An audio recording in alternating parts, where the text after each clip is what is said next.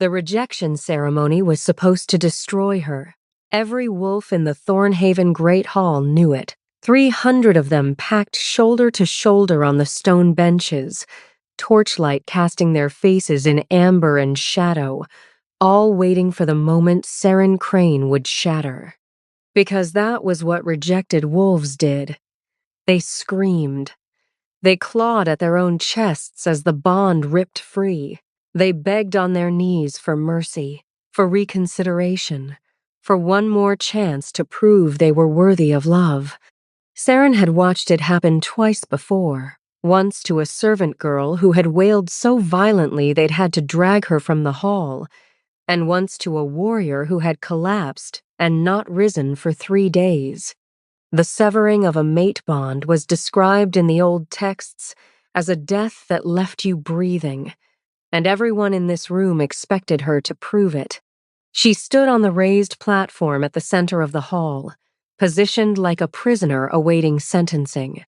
Her dress was plain gray linen, deliberately chosen by her uncle to strip her of any dignity. No jewelry, no adornment. Her dark hair was unbraided, falling past her shoulders in a way that made her look younger than her 23 years, smaller, easier to dismiss. Aldrich Vaughn stood 5 feet away from her, close enough that she could count the flecks of gold in his amber eyes, far enough that his skin wouldn't accidentally brush hers. He was beautiful. She'd give him that. Tall and broad-shouldered, with a jaw like cut stone and copper-brown hair that caught the firelight. The kind of man songs were written about. The kind of man every unmated she-wolf in the 5 kingdoms would have killed to call hers. He'd been kind to her once. In the hazy watercolor memories of childhood, she could still feel his small hand wrapped around hers as they ran through the autumn woods. "We'll rule the pack together someday," he'd whispered with a gap-toothed grin. "I'll be Alpha, and you'll be my Luna, and no one will ever be mean to you again." But children grew up, and Aldrich had learned what the rest of the world already knew, that Saren's mother had been a witch, that the blood in her veins was polluted, tainted, an abomination against the natural order of wolves. The boy who had held her hand became the man who couldn't stand to look at her. "Let the rejection be witnessed," announced Pack Alpha Matus Crane from his elevated throne, Saren's uncle, the man who had taken her in after her mother's execution and reminded her every single day since that she existed only because he permitted it. Aldrich stepped forward. His voice carried through the hall with practiced authority, each word a blade meant to cut her open in front of everyone she'd ever known. "I, Aldrich Vaughn, son of Betavorn, reject you, Saren Crane, as my mate and future Luna." The bond began to tear. Saren felt it, a ripping sensation deep in her chest, like fishhooks dragged slowly through the meat of her heart. Every instinct, every primal wolf impulse buried in her blood screamed at her to fight it, to lunge forward, to beg, to do anything, anything, to make the agony stop. But Saren had spent 18 years preparing for this moment. She'd known since she was 12 that Aldrich would reject her. She'd seen it in the way his eyes slid past her at gatherings, in the careful distance he maintained, in the quiet conversations he had with his father that went silent whenever she entered a room. She'd had 6 years to rehearse this, 6 years to build walls thick enough to hold. She breathed through the pain, kept her spine straight, let her face remain perfectly, absolutely empty. "I reject you because you are unworthy," Aldrich continued, louder now, feeding on the crowd's approval. "Because your mother was a witch who betrayed our kind. Because your existence is an insult to every pure-blooded wolf in this hall." Murmurs of agreement rippled outward like stones dropped in water. Saren said nothing. Her silence seemed to unsettle Aldrich more than tears would have. "Well?" he demanded, a flicker of something uncertainty perhaps, or wounded pride crossing his handsome face. "Don't you have anything to say?" Seren met his gaze, held it, let 3 full heartbeats pass in silence while 300 wolves held their breath. And then she smiled. Not a broken smile, not a trembling, barely held together grimace. A real smile, calm, quiet, touched with something that looked almost like pity, as if she were the one letting him go. "I accept your rejection," she said. Her voice didn't waver, didn't crack. 4 words delivered with the same steady composure as someone declining a second cup of tea. The silence that followed was suffocating. Wolves shifted on their benches. Someone coughed nervously. The wrongness of it pressed against the walls of the great hall like a living thing. Rejected wolves were supposed to break. They were supposed to collapse and claw and scream. This calm, this eerie stillness, this smile, it violated something fundamental about the natural order. "That's it?" Aldrich looked almost offended. "You're not going to beg? Would it change anything?" His jaw tightened. "No. Then no. I won't beg." Alpha Matus raised his hand for silence, though the hall was already quieter than a graveyard. "The rejection is witnessed. Seren Crane, you are hereby declared." Wait. The voice came from the shadows at the back of the hall. It was low, quiet, barely above a murmur. And yet it carried an authority so absolute that every wolf in the room stopped breathing. Not by choice, by instinct. The way prey freezes when it senses something ancient and lethal moving through the dark. Seren watched the crowd part like water before the prow of a warship, and through that opening walked Alpha King Corvain of Valdris. He was tall. That was her first coherent thought, because her mind needed something simple to hold on to before it could process the rest of him. He was the tallest wolf she had ever seen, broad-shouldered beneath a long coat of deep black, his dark hair falling across a face that looked as though it had been carved from the heart of winter. Sharp cheekbones, a hard mouth, and eyes pale gray, clear as frozen lakes, and utterly, completely merciless. The most powerful wolf in the 5 kingdoms, the coldest ruler their kind had ever known. A king who hadn't taken a mate in 12 years of reign, who had turned away princesses and daughters of lords without so much as a second glance. He was supposed to arrive tomorrow. He was supposed to be here for matters of state territorial disputes, trade negotiations, the mundane machinery of governance. He was not supposed to be standing in the middle of a rejection ceremony in a minor pax great hall, his presence pressing down on every wolf in the room like the weight of a glacier. "Your Majesty," Alpha Matus stammered, dropping into a bow so quickly he nearly tripped.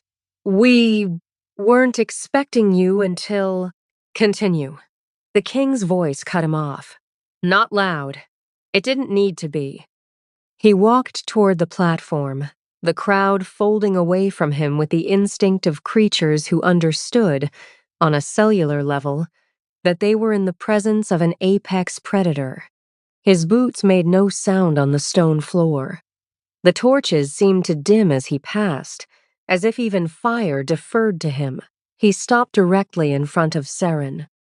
Up close, she could see more a thin scar running along the line of his jaw, shadows carved deep beneath his eyes, and something else, a coldness that radiated from him like mist off a frozen river. Not cruelty, something deeper, something broken. "You accepted the rejection," he said. "Yes, Your Majesty." Without begging. "Yes." "And you smiled." She hadn't expected him to mention that. "Yes." "Why?" The question hung in the air. 300 wolves waited. Seren looked into those winter-gray eyes and told him the truth. Because begging wouldn't have changed the outcome. and I refuse to give my pain to people who would enjoy watching me bleed. Something moved in those frozen eyes. She couldn't name it, it was there, and gone too quickly. A shadow beneath ice, a flicker of light in a room that had been dark for years. The silence stretched until it became a living thing with teeth. Then Alpha King Corvain turned to her uncle, and when he spoke, his voice cut through the silence like a blade through silk. "I'm taking her." The hall erupted. "Your Majesty," Matus sputtered, his composure fracturing like thin glass. "Surely you can't be serious. She's a half-blood, a witch's daughter. She's not fit to clean your floors, let alone— I don't recall asking for your opinion." Corvain's voice didn't rise. The temperature, however, dropped. Frost crystallized along the edge of the nearest torch bracket with a soft, crackling sound that silenced every protest in the room. Saren stood frozen, her mind racing to catch up with reality. The Alpha King was claiming her. The most powerful wolf alive had watched her accept rejection with a smile, and something in him had. What? Broken? Awakened? "This must be a mistake," she heard herself say. Corvain turned those pale eyes back to her. "Do I look like a man who makes mistakes?" He didn't. He looked like a man who calculated every breath with surgical precision, who weighed every word on a scale that measured in lives. "No, Your Majesty." "Then we understand each other." He addressed the hall again, though his words were clearly aimed at her uncle. "The half-blood leaves with me tonight. Consider Thornhaven's debts to the crown forgiven in exchange." Saren watched the calculation ripple across her uncle's face, outrage warring with greed. Whatever Thornhaven owed the crown, and she could guess it was staggering, was enough to make Mattis swallow every ounce of pride he possessed. "Very well," her uncle said slowly, each word extracted like a rotten tooth. "If Your Majesty wishes to collect her, we won't stand in your way." Collect. As if she were property. As if she were cargo being loaded onto a ship. "Come," Corvain said to Saren. Not a request, not an invitation. A command issued with the quiet certainty of a man who had never been disobeyed. She followed him through the parting crowd, whispers trailing in their wake like smoke. "He'll tire of her in a week. She'll be dead within a month.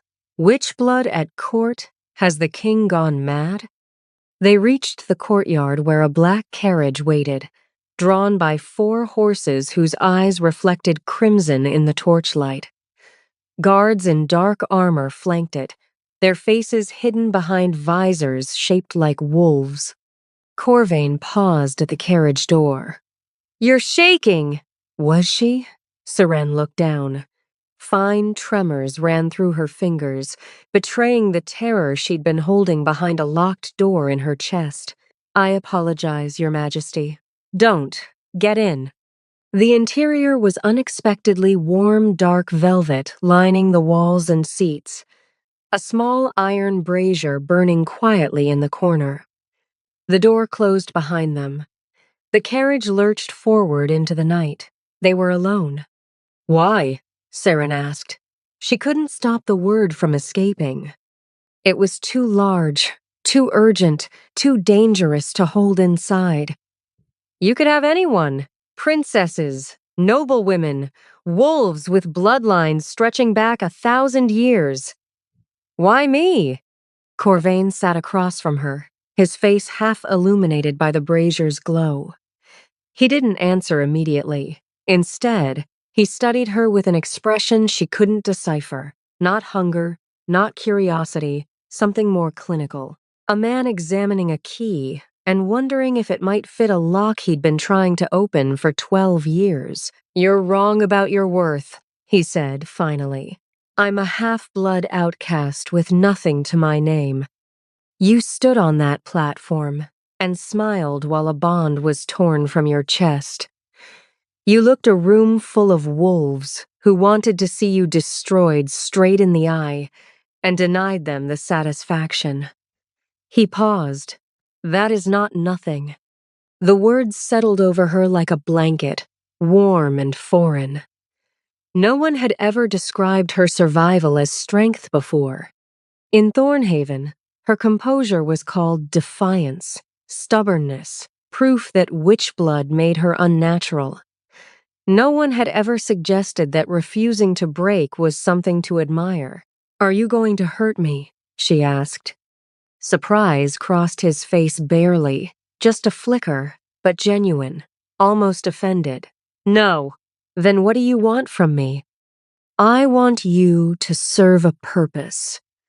In exchange, you'll have protection, comfort, and a status that Thornhaven could never have offered you. And if I refuse, you won't. You seem very certain. Because you're a survivor." His eyes held hers, unblinking. "And survivors don't refuse chances to live." The words cut deeper than she expected, not because they were cruel, but because they were true.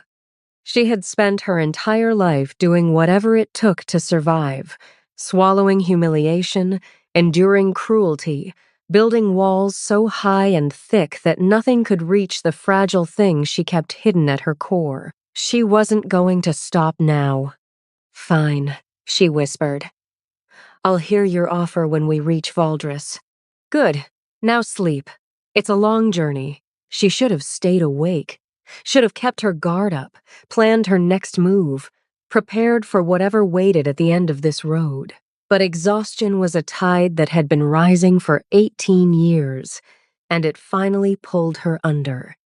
Her eyes drifted closed, and she didn't see Corvain watching her in the dim light. Didn't see the way his frozen gaze softened just barely, just for a moment, into something raw. Didn't hear him whisper, so quietly that even wolf ears would have missed it.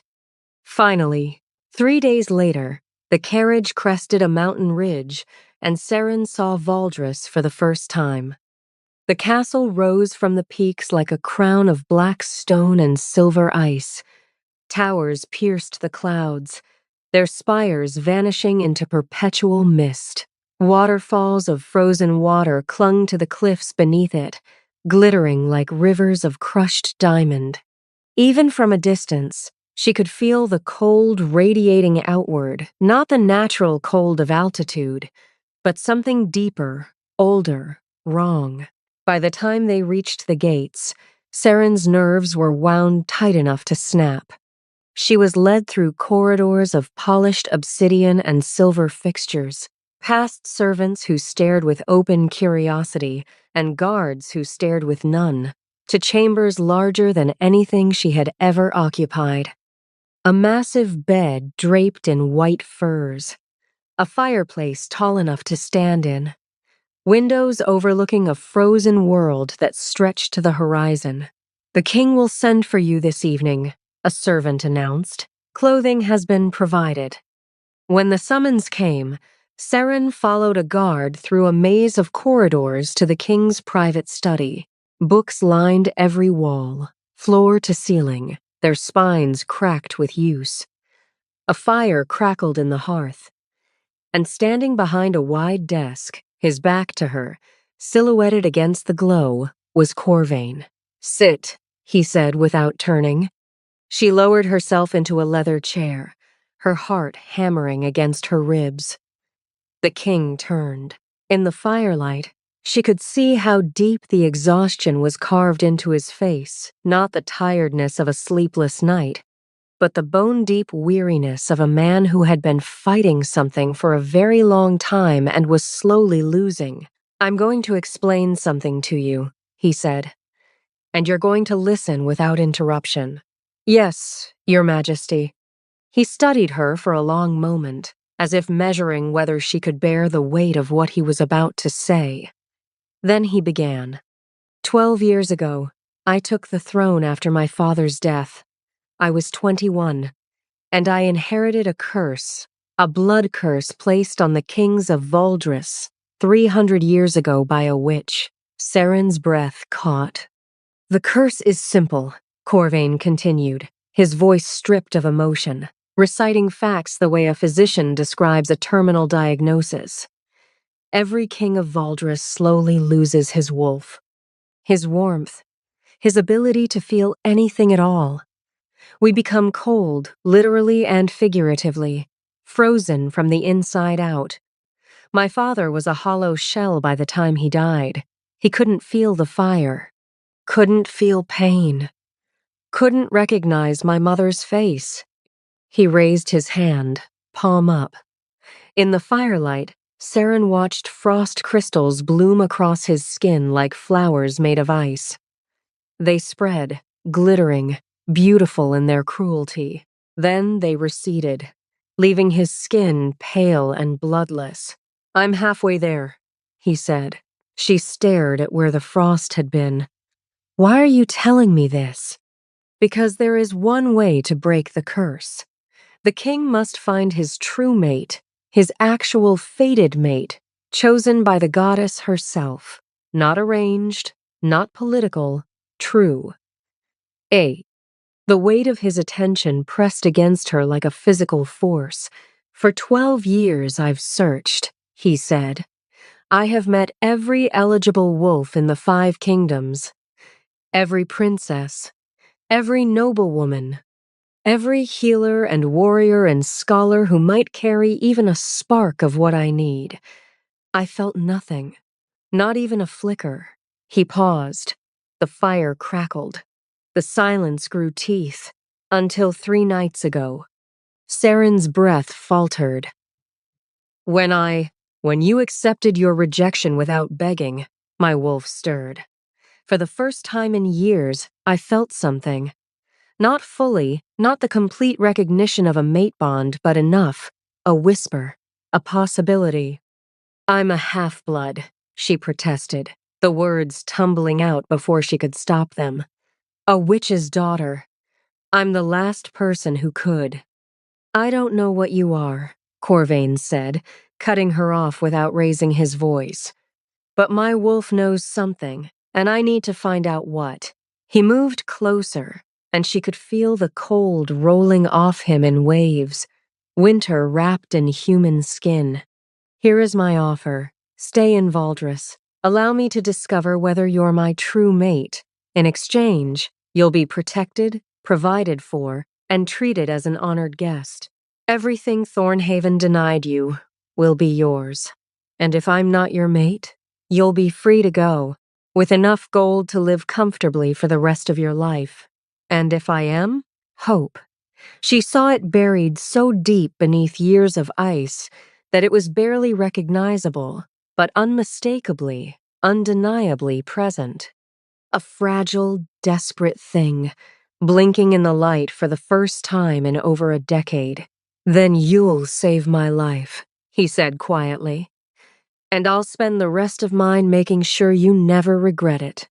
Saren looked at this cursed king, this man slowly turning to ice from the inside out who had watched a half-blood nobody accept rejection with a smile, and felt his dying wolf stir for the first time in 12 years. "I agree to your terms," she said. Corvain exhaled. It was the first time she had seen tension leave his body. "Good. We begin tomorrow." He turned back to the window. The frost on the glass reflected his face like a ghost's. "One more thing," he said. "I should be honest with you. I am incapable of love. The curse has taken that from me. Whatever happens between us, whatever we discover, never expect me to feel anything for you. I understand, Your Majesty." She stood, crossed to the door, opened it, and the moment she stepped across the threshold, something happened that neither of them saw. A small flame, golden, warm, impossibly bright, flickered to life in the center of her palm. It burned for 1 breath, 2, then vanished. A fire that had been dormant for 20 years finally awakened. The days that followed carved a strange, tentative rhythm into Saren's life. Each morning, she was summoned to Corvain's study. She would sit across from him while he took her hand, his frozen fingers wrapped around her warm ones, and they waited. For a spark. For recognition. For the mate bond to declare itself. Nothing happened. No lightning. No cosmic confirmation. Just the cold weight of his hand in hers, and the quiet sound of disappointment he tried to hide. But he kept trying. "You're frustrated," Seren observed on the 5th day. "I'm patient. You're lying." His eyebrows rose fractionally. "Most people are afraid to call me a liar. My fear reserves are depleted." For one impossible, fleeting second, his lips twitched. Almost a smile. The closest thing to warmth she had seen from him. She filed it away like a treasure. In the evenings, things shifted further. He began requesting her company beyond the testing session's dinners in his private quarters where the fire crackled and conversation unspooled slowly, carefully, like two people learning to trust. He asked about Thornhaven. At first, she deflected. But he waited with the patience of glaciers, and eventually, the truth spilled out. Her mother's execution, witnessed when Seren was 3. Her uncle's cold charity. The servants who spat in her food. The children who threw stones. The constant, grinding knowledge that she was tolerated, never accepted, never wanted. When she finished, Corvain's expression could have frozen the sun. "If I had known," he said, each word measured and lethal, "I would have burned Thornhaven to the ground." She believed him. "You're not eating enough," he said at dinner the following night. It wasn't a question. "I wasn't a priority in Thornhaven. You are here." 3 words, simple, devastating. She felt them crack something open inside her chest, not painfully, but like sunlight finding its way through boards nailed over a window. "Why do you care?" she whispered. Corvain's jaw tightened. "I don't know," he said. "And that troubles me more than you can imagine." The night everything changed began with frost. Seren woke in darkness to a sound she couldn't name, a crackling, spreading thing, like ice forming on a lake. She followed it to Corvain's chambers and found him on the floor, convulsing, frost crawling across his skin in jagged white veins. His eyes were open but unseeing, and the cold pouring off him was so intense it burned. "Corvain!" She dropped beside him, pulling his rigid body against hers. "Hold on to me." His arms clutched her convulsively. "The curse!" he gasped. "It's accelerating. Something has changed." What could change it? Hope! His teeth chattered violently. The curse feeds on despair, but hope, makes it fight harder to extinguish what threatens it. Understanding crashed through her like a wave. "You started hoping, because of me." "For the first time in 12 years, he rasped. "I thought maybe I don't have to die alone." And the curse felt it. And now, it's trying to kill me before... His voice broke. She held him tighter, pouring every ounce of warmth she had into the embrace, willing the fire inside her, that strange, dormant fire she still didn't fully understand, to rise. Heat bloomed in her palms. The frost on his skin hissed, retreating from where she touched him. Steam curled between their bodies. "Whatever you're doing," he breathed, "don't stop." She pressed her forehead to his. "I'm not going anywhere." "I told you I couldn't love you." His voice was raw, stripped of every wall and weapon. "But lying here, feeling your warmth against my skin, I think I've been falling since the moment you smiled at your own rejection and refused to let them see you bleed." "Don't say that," she whispered, even as tears blurred her vision. "You said the curse takes everything you care about. Then let it try." He kissed her. or she kissed him. It didn't matter who moved first, what mattered was the collision. Cold lips meeting warm ones, ice meeting fire, 300 years of curse meeting something older and fiercer and infinitely more stubborn. The mate bond ignited between them like a star being born, his cold, his fear, his desperate buried love flooding through her, and her warmth, her fire, her impossible resilience flooding into him. When they broke apart, Corvain stared at her with something like awe. "Your eyes," he whispered. "They're glowing." She touched her face. Her skin felt feverish. Deep inside, in a place she hadn't known existed, fire roared to life, not the tentative flicker from weeks ago, but an inferno. The witch blood. Her mother's legacy. Finally, fully awake. And somewhere deep in the castle, in a chamber lined with books and dark secrets, Lord Calder, the king's chief advisor, felt the shift and knew that everything his family had spent centuries building was about to burn. The confrontation came 3 days later. Corvain stood in the great hall of Valdris.